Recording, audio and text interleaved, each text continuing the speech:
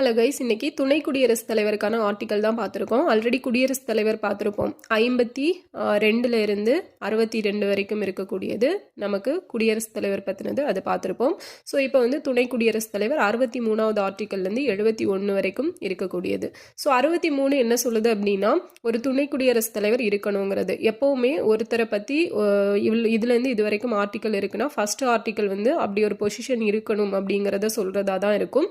So அதை இப்போ ஞாபகம் வச்சுக்கோங்க. அப்போ 63 வந்து துணை குடியரசுத் தலைவர் இருக்கணும் அப்படின்னு சொல்றது.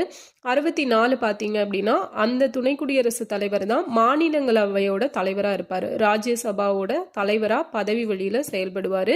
ஸோ 65 பார்த்தீங்க அப்படின்னா, இப்போ குடியரசுத் தலைவர் இல்லை அப்படிங்கிற பட்சத்தில் அந்த துணை குடியரசுத் தலைவர் தான் குடியரசுத் தலைவரோட பொறுப்புகளை பார்த்துப்பாரு அப்படிங்கிறது தான் 65.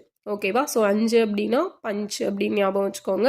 ஸோ அப்போ குடியரசுத் தலைவருக்கு பதிலாக இவர் வந்து துணை குடியரசுத் தலைவராகி பஞ்செல்லாம் பேசுவார் அப்படின்னு ஞாபகம் வச்சுக்கலாம். அப்போ 5 இப்படி. அடுத்து 66 பார்த்தீங்க அப்படின்னா அவரோட தேர்தல் முறை.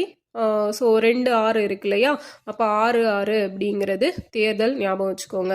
அடுத்து 67 பார்த்தீங்கன்னா அவரோட பதவிக்காலம். ஸோ தேர்தல் வந்துச்சு அப்படின்னா அடுத்தது பதவியை பற்றி தான் பேசுவாங்க.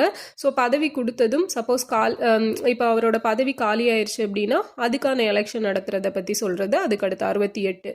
ஸோ 69 பார்த்தீங்கன்னா துணை குடியரசுத் தலைவரோட உறுதிமொழி. ஸோ பதவிகள் எல்லாம் கொடுத்தப்புறம் என்ன பண்ணுவாங்க? உறுதிமொழி எடுத்துப்பாங்க. 70 வந்து சப்போஸ் ஏதாவது எதிர்பாராத நேரத்தில் குடியரசுத் தலைவரோட செயல்பாடுகளை துணை குடியரசுத் தலைவர் செய்கிறது. ஸோ 70க்கும் 65க்கும் வித்தியாசம் இருக்குது, பார்த்துக்கணும். ஸோ 65 அப்படிங்கிறது குடியரசுத் தலைவர் தற்செயல் விடுப்பில் போயிருந்தாங்க அப்படின்னா, அப்படி இல்லைன்னா அவர் வராத அப்போ துணை குடியரசுத் தலைவரோட பணிகளை செய்கிறது. 70 வந்து சப்போஸ் எதிர்பாராத நேரங்களில் குடியரசுத் தலைவர் இல்லை அப்படின்னா துணை குடியரசுத் தலைவர் வந்து அவரோட வேலைகளை செய்வார்.